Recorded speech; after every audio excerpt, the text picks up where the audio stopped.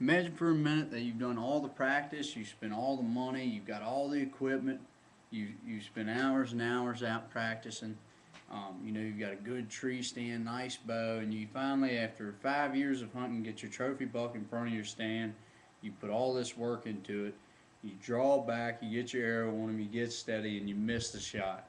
Well, that's what happened to me this season. I had a 10-point buck walk out. I've been hunting this deer for 3 years now. And, if I'd have known one more of the basics, I wouldn't have missed, but I didn't. And it's, awful looking back on it, but at least I learned something from it while I was young instead of later on in life when I missed a bigger buck or maybe one of my last bucks that I would be able to take.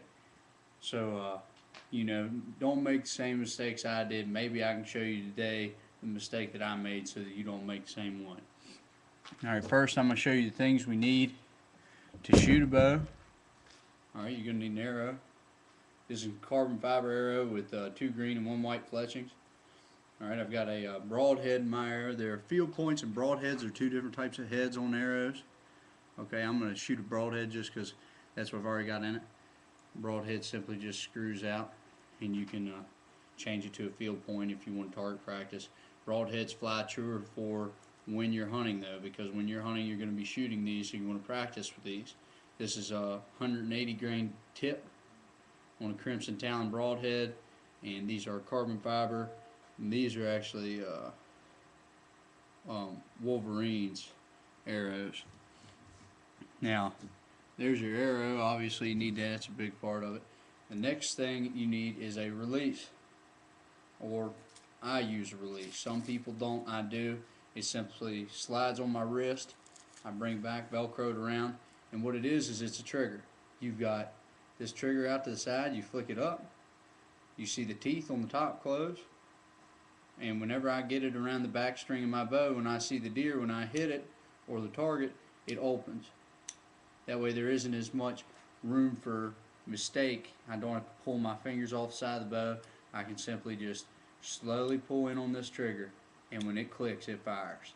It takes a lot of error out of your shooting.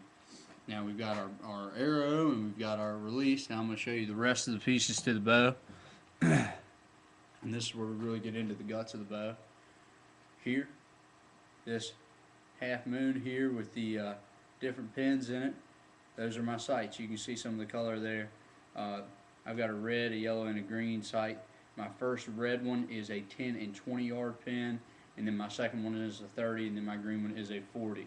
I don't like to shoot much over that. This bow doesn't have too much weight behind of it, so I don't like to take real long shots with it. I'm in a lot of brush, so I want to be shooting up close. I don't want to be accurate. I don't try to stretch out there too far, even if it is a big buck and wound it. Next, we have the whisker biscuit, which is this piece right here on the bow, and the arrow that's hooked up right here on the string flies through the whisker biscuit, which straightens the arrow and makes it fly more true, and then out in front of the bow and into the animal or target that you're shooting at. So you've got your sights, you've got your whisker biscuit. All right, next we have a stabilizer. Okay, and stabilizer is key because it's a counterweight that makes your bow drop forwards, makes you more accurate so that you don't try to grab the bow or tweak it so that you twist your arrow at the very end when you're shooting. This little rope here, I just slide my hand up in that, and when I'm shooting, when the counterweight brings the bow down, it just falls and that rope catches my wrist. That way I don't have to try to grab the bow, because when I do, I'll tweak it one way or the other. It'll throw your shot off. And trust me, it really will. You think the arrow would get out of there fast enough, but it just doesn't.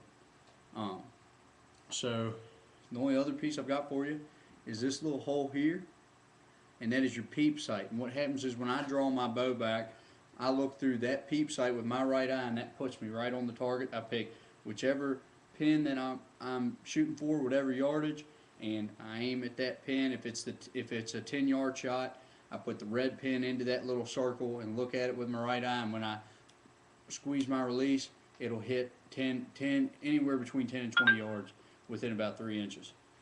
Now that is it. I'm going to show you the proper stance here, And all I'm going to do here is just slide the arrow into the whisker biscuit. It just loads in from the side, push it forward.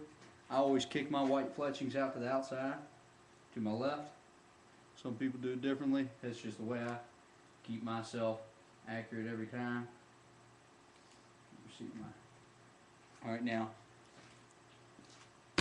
when you're shooting, big deal with shooting a bow is proper stance.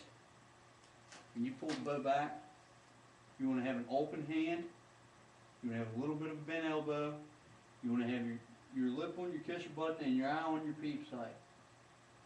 Get a stiff chest, spread your legs a little bit, don't hold the bow too long, because the more you hold it, the shakier your shot gets. Get your target in sight, kick that elbow out a little bit, squeeze the release, and it just comes right out. If you miss one of those steps, whether it be the spreading of your legs, the squeezing of the release, any of that, it'll throw your shot off just a little bit. You could shoot 2 feet over, you could shoot 2 feet under, but accuracy with a bow is hard to get. It takes a lot of practice. But again, you stand up straight, spread your feet about shoulder width apart, kick this elbow out just a little bit. You don't want to be stiff. That doesn't help you. You don't want that shoulder and elbow locked out. Keep that elbow just right there.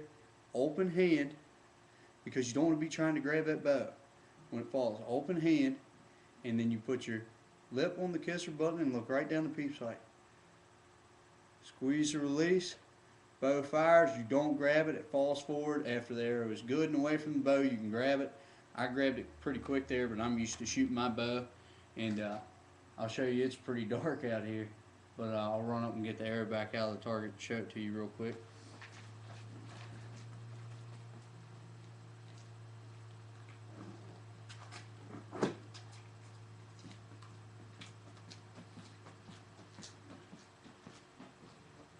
Here's the arrow, tip's fine, I've got a broadhead target out there, fletchings are fine.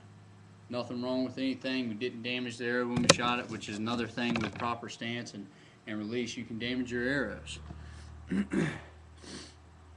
Now, what happened to me whenever I missed was I held the bow too long. Now next time I'm not going to miss, I hope you don't either, and I hope that from my video you can learn how to do it if you ever want to get into it. I don't know who hunts and who doesn't. I know some people are animal activists and some people aren't. But if you ever try it, I'm telling you, it's exhilarating. And I'm not going to miss next time, and I really hope you don't either. And I hope you bag your trophy buck like I didn't. Thank you. Bye.